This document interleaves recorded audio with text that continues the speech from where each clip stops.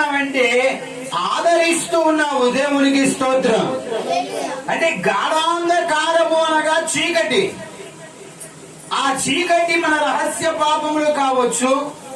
ప్రియమైన దేవుని బిడ్డలారా, దానిలో ఏమైనా ఉండవచ్చు. నీతిమంతుడును ఒక్కడును లేడు. ఒక్కడంటే ఒక్కడును భూమి మీద నీతిమంతుడు లేడు. ప్రియమైన దేవుని బిడ్డ, పైకి యథార్థముగా కనబడేవారు చాలా మంది ఉంటారు, కానీ వారి యొక్క వ్యక్తిగత జీవితము మనుషులకు తెలిసినా తెలియకపోయినా పైనున్న భగవంతునికి తెలుసు. కాబట్టి ప్రతి ఒక్క మానవుడు, దేవుడు మానవుడి యొక్క హృదయాన్ని ఎరిగి ఉన్నాడు గనుక, ప్రియమైన దేవుడు ఎవరు ఎలా మాట్లాడుకుంటున్నారు అనేది పక్కన పెట్టేస్తే కాసేపు దేవుడు చూస్తున్నాడన్న విషయాన్ని మానవుడు గ్రహించాలి. దేవునికి స్తోత్రం. గ్రహించిన నీవు కృప ద్వారా మనం ఏం పొందుకోగలుగుతాం అనేది గ్రహించాలి. అలా గ్రహిస్తే మొదటి విషయంలో దేవుడు తెలియజేస్తూ ఉన్నాడు, కృప ద్వారా నువ్వు రక్షింపబడతావు. దేవునికి స్తోత్రం. కృప ద్వారా నువ్వు ఏం చేస్తావమ్మా? రక్షింపబడతావు. ఆ కృప నిన్ను నీ ప్రయాణాల్లో నీకు రక్షణ ఉంటది, నీ వ్యాపారంలో నీకు రక్షణ ఉంటది, ప్రియమైనది నీ బిడ్డల పట్ల దేవుని యొక్క రక్షణ ఉంటది, నీ భార్య, నీ భర్త, నీ కుటుంబం అంతా దేవుడు ఏం చేస్తాడంటే ఆయనే రక్షణకు కర్తగా నిలబడతాడు. దేవునికి స్తోత్రం. హల్లెలూయా. అపాయము రాకుండా పరిశుద్ధాత్మ దేవుని యొక్క కృప ఏం చేసిద్దంటే నిన్ను రక్షించిద్ది. దేవునికి స్తోత్రం. ఏ పరిస్థితిలో ఉన్నా,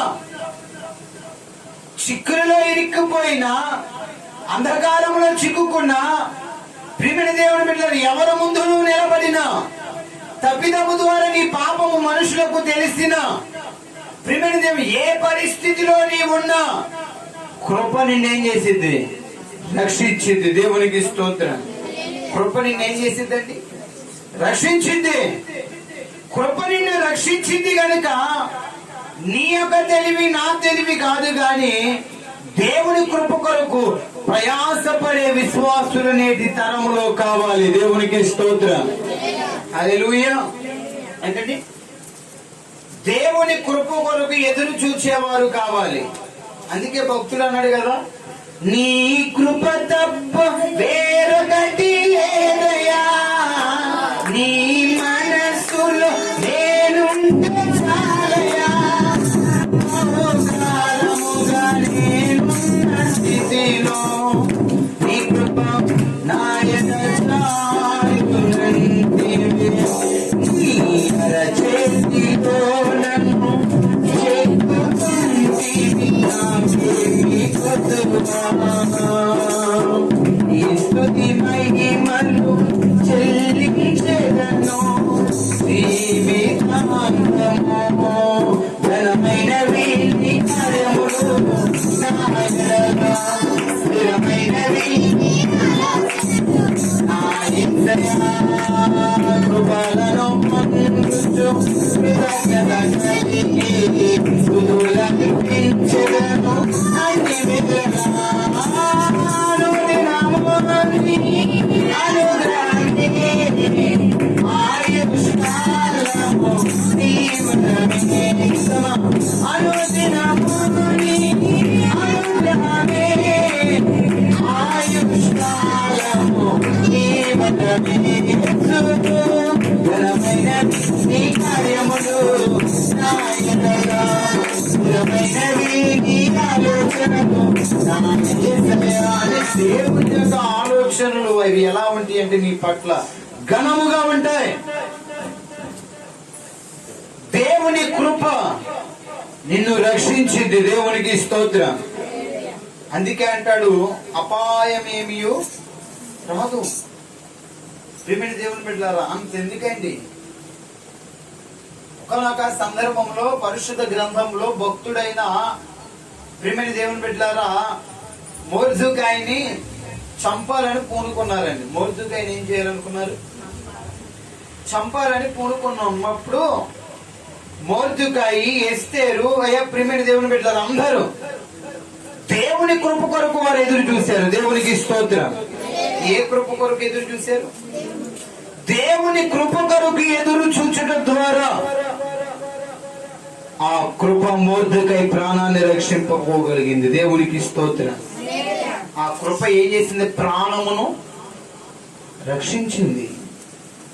రక్షింపబడిన మొర్దెకై దేవుని విడుదల. ఈ రోజున చాలా మంది చేసిన సత్య ప్రమాణాన్ని మనం మర్చిపోతాం. నీ నోటి నుండి వచ్చిన మాట మర్చిపోతాం. నువ్వు దేవుని మందిరంలో చేసిన వాగ్దానాలు మర్చిపోతావు. ఒక్క అవకాశం వేసయ్యా అంటావు. ఏం చేస్తావు? అన్నీ మర్చిపోతావు. అయినా దేవుడు మాత్రం నిన్ను రక్షిస్తూనే ఉంటాడు. దేవునికి స్తోత్రం. అది ఆయనలో ఉన్న గొప్పతనం.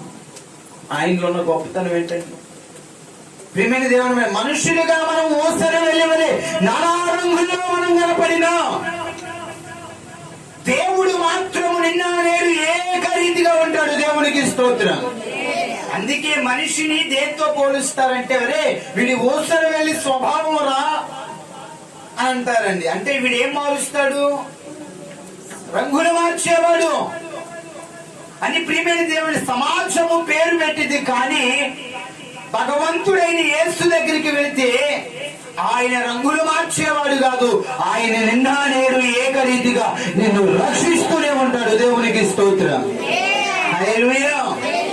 మనిషి దేవుణ్ణి అనేక సార్లు మోసం చేస్తాడు, కానీ దేవుడు మనిషిని ఎన్నడూ మోసం చేయడు. దేవునికి స్తోత్రం. గుర్తుపెట్టుకోండి. చాలా మంది అంటారు దేవుడు నన్ను మోసం చేసేసాడండి. ఏం చేశాడంట? దేవుడు మోసం చేస్తాడా? ప్రియమైన దేవుని బిడ్డలారా, కొన్ని కోట్ల మంది ప్రజలు దేవుడు కొన్నారు కావాలంటే. ప్రియమైన దేవుని బిడ్డలారా, గుర్తుపెట్టుకో, భక్తుల ద్వారా భగవంతుడికి కలిగే లాభం ఏమీ లేదు. భగవంతుని యొక్క నీడ, భగవంతుని యొక్క కృప మనకు కావాలి. దేవునికి స్తోత్రం. ఆ కృప నీ మీద ఉంటే నువ్వేమవుతావు? ఏమవుతావు? అందరూ చెప్పాలి. మొదటి మాట, కృప ద్వారా రక్షింపబడతాం. దేవునికి స్తోత్రం. కృప ద్వారే, కృప ద్వారే, కృప ద్వారే, కృప ద్వారే రక్షింపబడతాం. ఎంతమందిని మనం చూడలేదు, ఎంతమంది సాక్ష్యాలు మనం వినలేదు, ఎంతమంది యొక్క ప్రియమైన దేవుని బిడ్డలారా మనం చూడలేదు కల్లారా. దేవుని చిత్తమై ఉంటే అవయవాలన్నీ పాడైపోయినా సజీవుడిగా దేవుడు రక్షిస్తాడంట. దేవునికి స్తోత్రం. ఏం చేస్తాడండి? అవయవాలన్నీ పాడైపోయినా దేవుని కృప ఉంటే సజీవుడిగానే ఉంచుతాడు. దేవునికి స్తోత్రం. గుర్తుపెట్టుకోండి. కాబట్టి నీకు ఏ కృప కావాలి? అందరూ చెప్పలే కృప. దేవుని కృప కావాలి. ఆ కృప నిన్నేం చేసిద్దమ్మా? రక్షించింది. చూద్దాం, రెండవ మాట కూడా మనం పరిశోధించినట్లయితే పరిశుద్ధ గ్రంథంలో నుండి ప్రియమైన దేవుని బిడ్డల కీర్తన గ్రంథము 40వ అధ్యాయము 11వ వచనాన్ని కూడా మనం చదువుతూ ఒకసారి మీ పరిశుద్ధ గ్రంథాన్ని తీసినట్లయితే, యెహోవా నీవు నీ వాత్సల్యతను మాకు నీ కృపా సత్యములు ఎప్పుడును, అమ్మ మళ్ళీ చెప్పాలి, అందరు చెప్పండి, ఎప్పుడును, అందరూ ఎప్పుడును నన్ను కాపాడును. దేవునికి స్తోత్రం. హల్లెలూయా. దేవుడి కృప సెకండ్ ఇప్పుడు గంటకి 60 సెకండ్, దేవుని నిమిషానికి 60 సెకండ్లు కదా. 60 సెకండ్లు 1 2 3 4 5 6 ఇలా ఎలా ఉంటాయో ప్రతి సెకండ్ కి దేవుడు నిత్యము నిన్ను కాపాడుతున్నాడు అంట. దేవునికి స్తోత్రం. ముందు ఏం చేస్తున్నాడు? నిన్ను రక్షిస్తున్నాడు.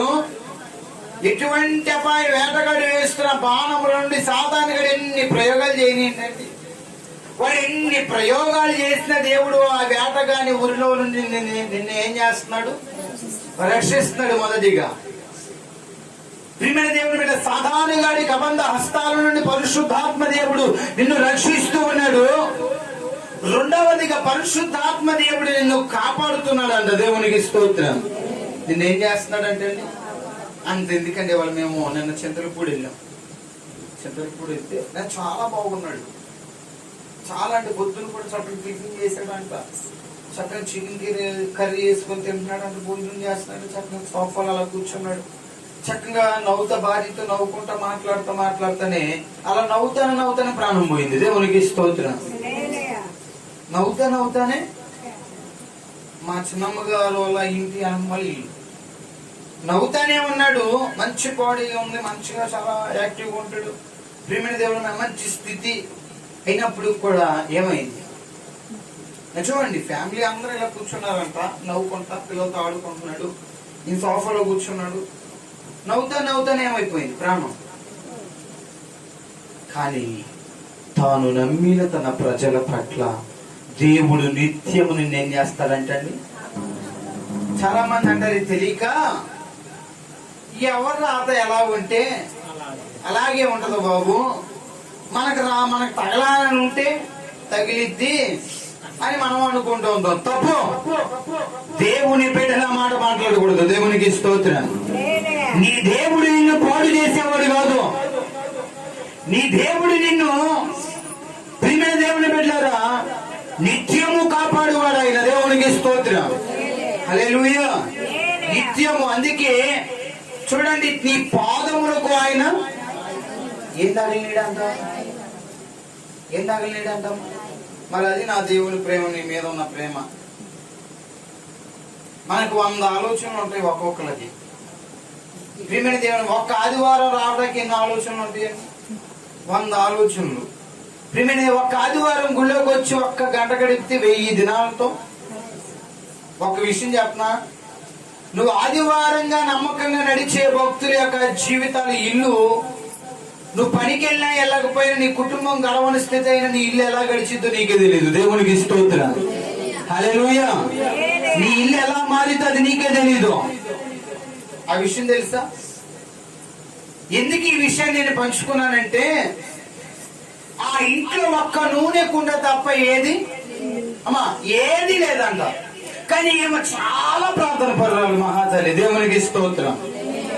అయితే ఈ తల్లి ఏమీ లేని పక్షాలు ఆకలి తలబడిస్తుంటే అదే దయానికి పాస్టర్ గారు వస్తారు. పాస్టర్ గారు వచ్చినప్పుడు పాస్టర్ గారి దగ్గర ఈ రోజున చాలా మందిని అలవాటు అయిపోయిన మాట ఏంటంటే, బాగా వ్యవసాయం కలిసి ఏం కలవలేదు పాస్టర్ గారు అండి, ఏం కలవలేదు అంటే ఏం మిగలలేదు, ఏమి ఈ సంవత్సరం కలవలేదు అంటున్నారు చాలా మంది. నాకు చాలా బాధేస్తుంది ఈ మాటలన్నీ ఏంటంటే, ప్రభువా నిజంగా కలిసి కూడా ఇన్ని అబద్ధాలు ఏంటి ప్రభు నీ దగ్గర నేను చాలా బాధపడుతూ ఉంటాను. కానీ వాస్తవానికి అదే జరిగింది. దేవునికి స్తోత్రం. చెప్పేస్తున్నాను అనుకో మాకండి, నిజంగా జరిగింది. ఎందుకంటే నువ్వెవరివి? దేవుడి కుమారుడివి, దేవుడి కుమార్తెవి. ప్రియమైన దేవుడు, నీ నోటి నుండి ఏమవుతుంది, నువ్వు ఏదైతే పలుకుతా అది అవునుగా కానీ దేవదూతలు ఏం జరిగిస్తాయి? అవునుగా కానీ దేవదూతలను ప్రియమైన ఈ స్తోత్ర గానాలు చేస్తూ ఉంటాయి. నువ్వేదంటావు అది జరిగింది యేసునామములో. దేవునికి స్తోత్రం. నువ్వు అంటావు కదా, నేను పాపిని కదా, నేను పురుగుని, నేను మట్టిని అంటావు కదా. నువ్వు పురుగు అయినా పాపివైనా మట్టివైనా ఏదైనా నీ నోటి నుండి వచ్చే మాట నెరవేరుద్ది. దేవునికి స్తోత్రం. హల్లెలూయా. గుర్తుపెట్టుకోండి, దేవుని కృప నిన్నేం చేసింది? కాపాడింది. దేవునికి స్తోత్రం. ఆ కృప ప్రియమైన దేవుని బిడ్డలారా, ఆ కృప భక్తుడైన షడ్రకు మెషకు అబేద్నెగోల్ని విడిచిపెట్టిందా? చెప్పాలని విడిచిపెట్టిందా? దానియేలుని విడిచిపెట్టిందా? చెప్పండి, విడిచిపెట్టిందా కృప? సింహం కళ్ళ ముందు ఉంది, అగ్నిలో మండిపోతూ ఉన్నారు. అగ్నిలో దేవుడు ప్రత్యక్షమయ్యాడు. దేవునికి స్తోత్రం. సింహము ముందు దేవుడు ప్రత్యక్షమయ్యాడు. దేవునికి స్తోత్రం. అదండి కృపకున్న పవర్. ఆ దేవుడు కృప కలిగిన వాడు. ఆ కృప కలిగిన వాడు నిన్ను నిత్యము, ఎప్పుడంట? ఎల్లప్పుడు, అంటే నిత్యము, ఎవ్రీ టైం, ఎవ్రీ సెకండ్ దేవుడు నిన్ను ఏం చేస్తున్నాడు? కాపాడుతూనే ఉంటాడు. నిన్ను కాపాడింది దేవుడు ఎందుకో తెలుసా? నీ ద్వారా ఎవరికైనా దేవుని మాటలు పంచుతావేమోనని. నిన్ను రక్షించింది ఎందుకో తెలుసా? నీ ద్వారా ఒక ఆత్మైన రక్షింపబడిందని. రక్షింపబడిన నీవు దేవుని చేత, కాపాడబడిన నీవే దేవునికి వేరుగా ఉంటే దేవుడు ఎవరికి చెప్పుకోగలుగుతాడు? దేవునికి స్తోత్రం. హల్లెలూయా. ఎవరికి చెప్పుకోగలుగుతాడు? రక్షణ పొందిన నీవే, రక్షింపబడిన నీవే, కాపాడబడిన నీవే. దేవుడికి దూరంగా ఉంటే రక్షించిన ఆయనకి ఎలా ఉండదు ఒక్కసారి చెప్పండి. ఒకసారి కాపాడిన వాడికి ఎలా ఉండదు ఒక్కసారి చెప్పండి. ప్రియమైన దేవుని బిడ్డలారా, దేవుని యొక్క చిత్తం ఏమిటో తెలియనా నీ కుటుంబం అంతా దేవుని సన్నిధిలో ఉండాలని. దేవునికి స్తోత్రం. చెప్పాలి వేగంగా హల్లెలూయా. నీ కుటుంబం అంతా. నాకు ఒక్కోసారి ఈ కొత్త నిబంధన చదివేటప్పుడల్లా నాకు చాలా బాధ కలిగింది. ఏంటంటే బాధ, యేసై ఎప్పుడు ఆయన గురించి ఆలోచించుకోలేదండి. దేవునికి స్తోత్రం. యేసై ఎప్పుడు ఆయన గురించి ఆలోచించుకోలేదు. తన పిల్లలను ఎలా పోషించాలి, తన పిల్లల్ని ఎలా పెంచాలి, తన పిల్లలకి ఏమివ్వాలి అని దేవుడు నిత్యము ఆలోచన చేస్తూ ఉంటాడంట. దేవునికి స్తోత్రం. అంతగా నీ గురించి ఆలోచించే భగవంతుడైన యేసు దగ్గర నువ్వెలా ఉన్నావో నేను ఎలా ఉన్నానో మన అంతరంగాన్ని మనం పరిశోధన చేద్దాం. కృప రక్షించేది, కృప కాపాడుతుంది. మూడవ మాట కూడా చూసి మనం ముగించుకుందాం. చూడండి పరిశుద్ధ గ్రంథములో నుండి ప్రియమైన దేవుని బిడ్డలారా, హెబ్రీయులకు రాసిన పత్రిక 4వ అధ్యాయము 16వ వచనం. అపోస్తలుడైన పౌలు హెబ్రీయులకు రాసిన పత్రిక 4వ అధ్యాయము 16వ వచనాన్ని చూసి మనం ముగించుకుందాం. గనుక మనము కనికరింపబడి సమయోచితమైన సహాయము కొరకు కృప పొందునట్లు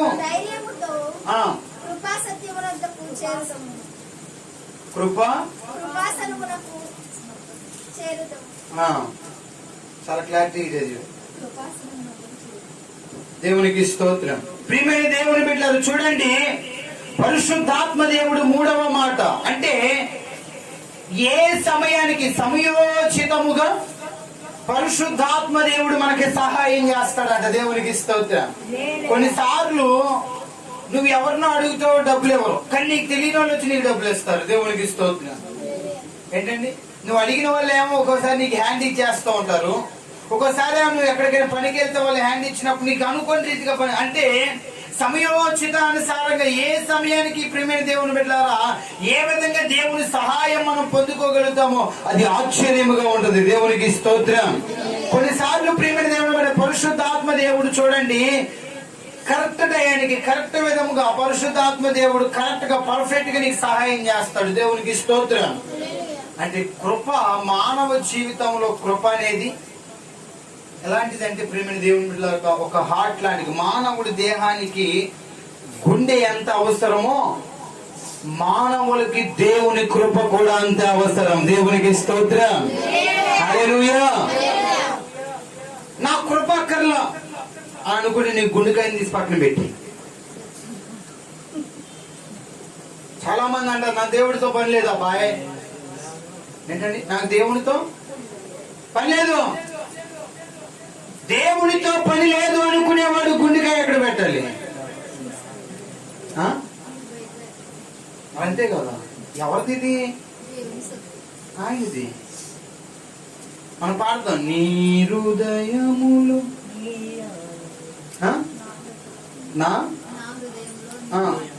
నా హృదయములో నీ మాటలే అని పాడతాం కదా. అంటే నీ హృదయములో యేసు ఉండాలి. దేవునికి స్తోత్రం. ఆ యేసు సమయోచితముగా నిన్ను ఏం చేస్తాడంటే సహాయము చేస్తాడంట. దేవునికి స్తోత్రం. ఆయన సహాయము చేసే దేవుడు. దేవునికి స్తోత్రం. హల్లెలూయా. ఎంత ఆశ్చర్యం అండి. నాకు ఈరోజు సాక్ష్యం వింటే చాలా సంతోషం వేసింది. ఏ స్థితి వాళ్ళు ఏ స్థితిలో దేవుడు నిలబెట్టేశాడు. దేవునికి స్తోత్రం. ఏంటంటే ఏ స్థితి వారికంటూ ఇప్పుడు ఒక వ్యవసాయాన్ని తీసుకునే స్థాయికి వాళ్ళు దేవుడు లేవనెత్తాడు. దేవునికి స్తోత్రం. ఆయనకంటూ ఒక సొంత బిజినెస్ చేసుకునే విధంగా దేవుడు కృపించాడు. దేవునికి స్తోత్రం. ఎంత ఆశ్చర్యకరం, ఎంత గొప్ప దేవుడు. దేవుడు తన బిడ్డల మీద గొప్పగా ప్రణాళిక కలిగి ఉంటాడు. కాబట్టి బిడ్డలమైన మనము కూడా తండ్రి అయిన దేవుడు ఎంత గొప్ప ఆలోచన కలిగి ఉన్నాడు. బిడ్డలమైన మనము కూడా తండ్రి పని చేయాలి. దేవునికి స్తోత్రం. 6 days నీ ఇష్టం, ఎక్కడికైనా వెళ్ళి పని చేసేసుకో. ఆదివారం రోజున 1,00,000 రూపాయలు ఇచ్చిన మాకు, దేవునికి స్తోత్రం. హల్లెలూయా. ఆదివారం రోజు నీకు 1,00,000 వస్తుందని వదిలేయి. సత్యం అండి. బాబీ అన్నకి అర్థమైంది అర్థం కాదు నాకైతే తెలియదు, కానీ ప్రార్థన అయిన తర్వాత వెళ్ళి కావాలంటే మోటార్లు పేరటానికి. ఆదివారం రోజున ప్రియమైన దేవుని బిడ్డలారా, నువ్వు దేవుని చేత కొలిమిలో నుండి తీయబడిన వాడివి, దేవునికి స్తోత్రం. శ్రమలనే గుండముల నుండి దేవుడు నిన్ను తీసుకున్నాడు, దేవునికి స్తోత్రం. ఇంకా వాస్తవానికి చెప్పాలంటే నువ్వు దేవుని సాక్షిగా ఎక్కడికి ఏ ప్రాంతం వెళ్ళినా పాస్టర్ గారు మనం వెళ్ళిపోయి ఒక గొప్ప, మేమైతే అలాగే అనుకున్నాం, నిన్ను ప్రతి చోటకి నేను తీసుకెళ్లిపోయి నిన్ను నిలబెట్టించి సాక్ష్యం చెప్పిద్దాం అనుకున్నాం మేమైతే. వాస్తవానికండి, సత్యంగా అబద్ధం ఆడకూడదు. ప్రభు నీ కుమారుడు వస్తే, నీ కుమారుని తీసుకొస్తే, అయ్యా రారంటున్నారు, అన్య జనాలు నవ్వుతూ ఉన్నారు, వాళ్ళు గుడికి వెళ్తారన్నాడు, ఆ గుడికి వెళ్ళి వాళ్ళు ఏం సంపాదించారు, వాళ్ళ దేవుడు నిజంగా దేవుడు అయితే వాళ్ళని తీసుకొస్తే మేము అప్పుడు చూస్తామనే సవాలు విసిరారు నాన్నగారి దగ్గర చాలా మంది అన్యులు. తెలిసి ఈ విషయం ఎవరికైనా తెలుసా? ఈ విషయం మాస్టర్ గారు మీ పిచ్చి, కానీ వాడు చేసిన పాపం వాడికే తగిలింది. ఏమన్నారండి? ముందే అనరు, ఎవరో అంటారా? ముందే అంటారండి. అసలు ఎవరికి ఆ ధైర్యం రాదు. దావీదుని ఏమన్నా అనాలంటే ముందే ఎవరు అనలేరు. ఏం చేస్తారు? చాటుగా వెనకమాల నుండి మాట్లాడతారు. ప్రియమైన దేవుని బిడ్డలారా, చాలా మంది వాడు చేసిన పాపం వాడికి తగిలింది, ఇంక వాడు రాడా? నా దేవుడు, ప్రియమైన దేవుని బిడ్డలారా, రక్షించే దేవుడు, కాపాడే దేవుడు, సహాయం చేసే దేవుడు, దేవునికి స్తోత్రం. నా దేవుడితో మనిషి పోటీ పడలేడు. నా దేవుడితో మనిషి పోటీ పడలేడు. అసాధ్యమైన దాన్ని కూడా దేవుడు సుసాధ్యంగా మారుస్తాడు, దేవునికి స్తోత్రం. ఎప్పుడైతే బాబీ అని వచ్చాడో అన్య జనుల నోరులన్నీ ఆగిపోయినాయి. ఎవరైతే అన్నారో తలకాయ ఉంచుకుంటున్నారు నాన్నగారు ముందు, మీ దేవుడు గొప్పడు అండి. ఏంటి ఇప్పుడు ఏమంటున్నారు? మీ దేవుడు గొప్పడండి. నిజంగా మరి చూసావు, ఆయన సాక్ష్యం నా దేవుని గొప్పతనాన్ని తెలియజేసింది, దేవునికి స్తోత్రం. ఆయన ఎలా నడుస్తాడనేది ఆయన లైఫ్, తన వ్యక్తిగత జీవితం. కానీ ఆయన బయటికి రావడం ద్వారా నా దేవునికి మహిమ కలిగింది, దేవునికి స్తోత్రం. ఎవరికి మహిమ కలిగింది? నా దేవుడు. నేను అదే సంతోషిస్తా. ఆయన ఎలా నడుస్తున్నాడో ఎలా ఉంటున్నాడో అది ఆయనకి దేవునికి మధ్య ఉండాలి. అది ఆయనకి దేవునికి మధ్య వాళ్ళిద్దరు బాగుంది. యేసయ్య బాబీ అని అది ఆలోచిస్తాం. నాకేంటంటే చెరసాల్లో ఉన్నవాడు బయటకు వచ్చాడు, అదే మా డ్యూటీ. దేవుని యొక్క మహిమ, దేవుని కృప వెదజల్లింది అక్కడ, దేవునికి స్తోత్రం. హల్లెలూయా. కృప నీకు సమయోచిత సమయముగా, ప్రియమైన దేవుని బిడ్డలారా, కృప ఏం చేస్తుందంటే సమయానికి తగినట్లుగా నీకు సహాయము చేస్తుంది ఆ కృప. కనుక నా 2 చేతులు జోడించి వినయపూర్వకంగా చెప్తున్నాను, యేసు ఉంటే ప్రియమైన దేవుని బిడ్డలారా కొంచెములోనైనా మనం సంతోషంగా ఉంటాం, దేవునికి స్తోత్రం. యేసు ఉంటే. ఇంకో విషయం, చాలా మంది నన్ను అడుగుతున్న ప్రశ్న ఏంటంటే, దావీద్ గారు మామూలుగా మనం ఆశపడకూడదంట కదా దేనికి అని అంటూ ఉంటారు చాలా మంది. తప్పు అండి, దేవునికి స్తోత్రం. దేవుని పిల్లలు వ్యవసాయం చేయొచ్చా? దేవుని పిల్లలు మామూలుగా ప్రియమైన దేవుని బిడ్డలారా మామూలుగా మోటార్లు వేయవచ్చా? నిజమండి, అడుగుతున్నారు. లేకపోతే దేవుని పిల్లలు ఎలా చేయొచ్చు అలా చేయొచ్చా? దేవుని పిల్లలు అన్ని చేయొచ్చు, దేవునికి స్తోత్రం. దేవుని పిల్లలకు ఆలోచన, ఏసైని ఎప్పుడు చిన్నగా అడగమాకండి. ఏదైనా ఏసైని ఎప్పుడు చిన్నగా అడగమాకండి. ఏసైని అడిగితే పెద్దగానే అడగాలి. ఎలా అడగాలంటే, నీ దేవుడికి ఏదైనా సాధ్యమే. సాధ్యమే కనుక ప్రభువా నన్ను నీవు అన్యజనుల్లో నీ నామ ప్రభావము కొరకై నన్ను ఘనముగా హెచ్చించు, దేవునికి స్తోత్రం. హల్లెలూయా. కానీ హెచ్చించిన తర్వాత చాలా మంది పెసనారులు అయిపోయారు. ఏమైపోయారండి? పెసనారులు అని కానుక గురించి చెప్పట్లా, అలా చెప్పలేదు. అక్క ఈ సంవత్సరం ఏం కలవలేదు అక్క, ఏం లేదు అక్క. దేవుడు నిన్ను ఏం చేశాడు? ఘనముగా హెచ్చించాడు. ప్రియమైన దేవుడు అన్ని ఉండి కూడా ఏమీ లేని కొంతమంది మంచి బట్టలు ఉంటాయి, అయినప్పుడు కూడా ఏం చేస్తారు? చిరిగిపోయి. ఏంటంటే ఏమున్నాయి ఇంట్లో, ఏమున్నాయంట, ఏమున్నాయి. నువ్వు దేవుని బిడ్డవి, దేవుడు నిన్ను ఆశీర్వదించి నువ్వు మురుగువాడిగా ఉంటాయి కాదు. కొంతమందికి బంగారపు వస్తువులు ఉంటాయి, ఉండుకోకూడదు. ఎక్కడ బయట వాళ్ళు నవ్వుతారనో లేకపోతే ఇలాగే చూస్తారు కదా. వాళ్ళ దృష్టి అంతా దేని పడిద్ది అంట, దాని మీద పడిద్ది అంట. వాళ్ళు ఏమి ఎవరా నీకు, నువ్వు కష్టపడి నువ్వు సంపాదించుకున్నావు. ప్రియమైన దేవుని నలుగురు 4 విధాలుగా, సామెతంగా పెద్దవాళ్ళు నలుగురు 4 విధాలుగా మాట్లాడడం అది సహజం. కానీ అది దేవుడిచ్చిన బహుమతి. దేవుడు, మేము చిన్న వస్తువు ఉన్నాం మా ఇంట్లో, మేము ఒకటే అనుకుంటాం. మా నాన్నకు మేము ఇంట్లోకి మన ఏసీ తెచ్చారు కదా, మన లేకపోతే ఫ్రిడ్జ్ తెచ్చారు కదా, లేకపోతే ప్రియమైన ఎవరైతే ఏమేమి వస్తువులు తెచ్చారో మా నాన్నగారు తెచ్చినప్పుడు మా ఫ్యామిలీని అంతా కూర్చోబెట్టి డైనింగ్ టేబుల్ వచ్చినప్పుడు కానీ ఏ వస్తువు వచ్చినా ఒక మాట మా నోట్లో ఉంది, మా అందరి నోటి నుండి అనిపిస్తాడు ఏంటంటే, నీ కృప ద్వారా. దేవునికి స్తోత్రం. ఏ కృప ద్వారా నాయన కింద కూర్చొని మట్టిలో తినేవాళ్ళం అయ్యా, నీ కృప ద్వారా. నాయన ఎవరో ఇంటికాడికి వెళ్ళి బాటిల్ పెట్టి మన సంఘ పెట్టిలో ఉన్నారు, మేము పాలు వాళ్ళకి ఇచ్చేవాళ్ళం అండి, నాకు మన అక్కలకి. ప్రియమైన దేవుడు, మా ఫ్రిడ్జ్ ఉండేది కాదు, వాళ్ళని ఫ్రిడ్జ్ లో పెట్టేవాళ్ళం. వెళ్ళే సాక్ష్యం వాస్తవా కదా అక్క, అడగండి కావాలంటే. ప్రియమైన దేవుని బిడ్డలారా, కొన్ని సందర్భంలో అవన్నీ తెలుసుకో మా నాన్నగారు మా నోటున్నది, నీ కృప ద్వారానే. దేవునికి స్తోత్రం. అంటే దేవుణ్ణి నిత్యము మనిషి ఎప్పుడు మర్చిపోకూడదు. దేవునికి స్తోత్రం. నీవు మర్చిపోకుండా దేవుడి దగ్గర నువ్వు దేవుడికి ఎప్పుడు థ్యాంక్ యూ చేసే నీకు వందనాలు పోవు. నీ చిత్తం ద్వారా అంటే ఒక్కటి కాదు, దేవుడు మరింత నీకు అనుగ్రహిస్తాడు. దేవుడికి స్తోత్రం. గుర్తుపెట్టుకో, నాకు ఇది చాలు ప్రభు అని మాకు నీవు ఒకటే చెప్పాలి, నీ కృప నాకు చాలును. దేవునికి స్తోత్రం. అంతేగాని ప్రభు నాకు 1 ఎకరం చాలని, దేవుడి బిడ్డలో ఎకరం సరిపోదు. ఎకరం చాలా నీకు, ఎకరం అడగ మాకు దేవుడు, నాకు ఎకరం చాలు ప్రభు, నాకు 2 సెంట్లు చాలు ప్రభు, నాకు ఒక 5 సెంట్లు చాలు, నాకు చిన్న ఇల్లు అడగ మాకు దేవుడు, పెద్ద ఇల్లు అడుగు. దేవుడికి స్తోత్రం.